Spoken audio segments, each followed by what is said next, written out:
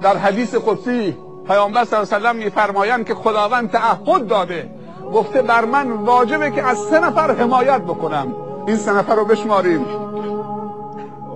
از 3 نفر خدا گفته که واجب من ازشون حمایت میکنم، تعهد میدم ازشون حمایت بکنم. 1 مجاهدی که اسلحه دست میگیره برای رضای من و برای نصرت دین من و نشر دین من و قلع و کم کردن کفر و شرک و فساد و ظلم در دنیا حرکت میکنه. این بر من واجبه. دنبال غنیمت نیست، دنبال مال نیست، دنبال پست و مقام و شهرت نیست. برو بجنگ، اگه پیروز شدی تو رو فرماندار میکنی، تو رو فلان فرمانده فلان میکنی. نه، فقط برای نصرت دین خدا. گفته بر من واجبه که نصرتش بکنم. و ما رمیت اذ رمیت ان تنصر الله ینصرکم والذین جاهدوا فینا لنهدینهم سبلنا.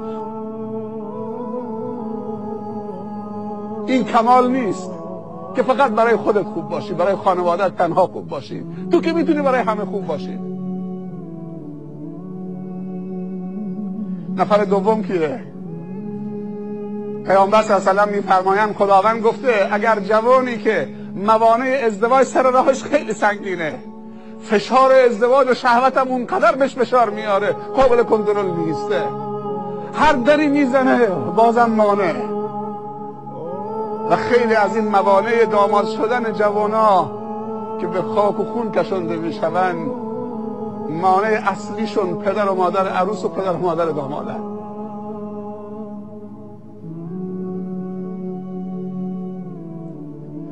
پدر و مادر عروس میگن مهریه به اندازه تعداد سال تولد دخترم، سال 1387 1388 سکه بهار آزادی. کلاس دیگه.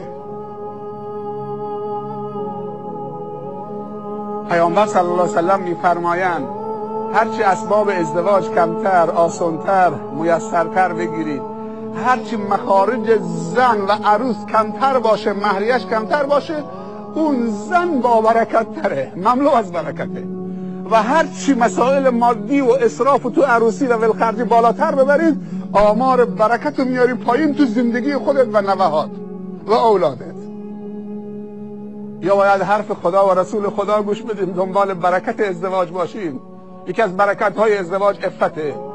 امروز تو جشن عروسی که جشن عفتی بی عفتیه، چشکرانی و کثافت بازی است.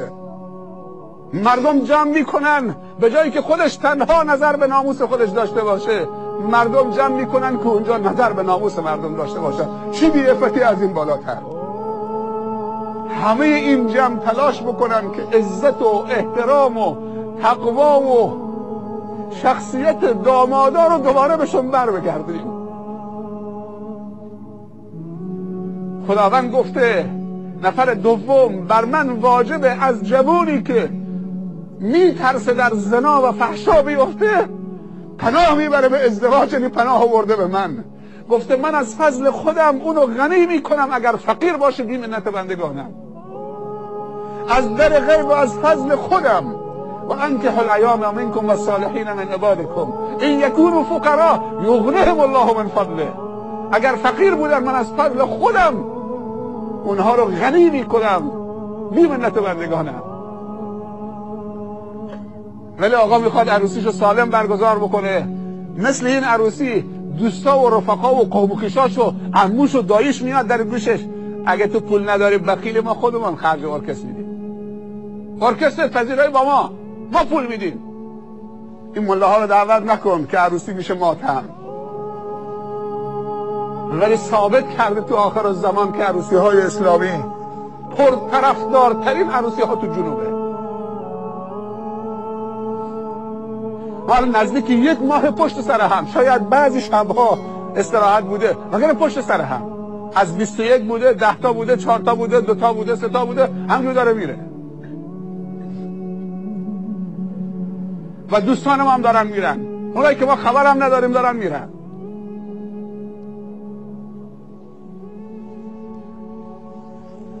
از سر مرز افغانستان زنگ زدن، خواهش امنیت تضمین. چند تا داماد دلمون میخواد، شاید برام مقدور نباشه.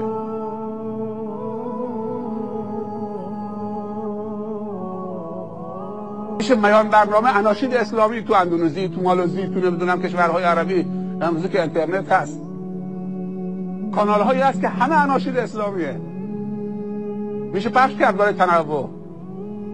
برنامه های خوب، میان برنامه ها. باید عروسی هامون توش یه ابتکار عملی به خرج بدیم، ولی این که خواهش میکنم باید دست تو جیبمون بکنیم، دست تو جیب خودمون بکنیم. یعنی بعضی موقع عادت کردیم خوب دست تو جیب دیگران میکنیم، میخوام پول خیر از تو جیب دیگران، خب تو دست تو جیب خودم بکن.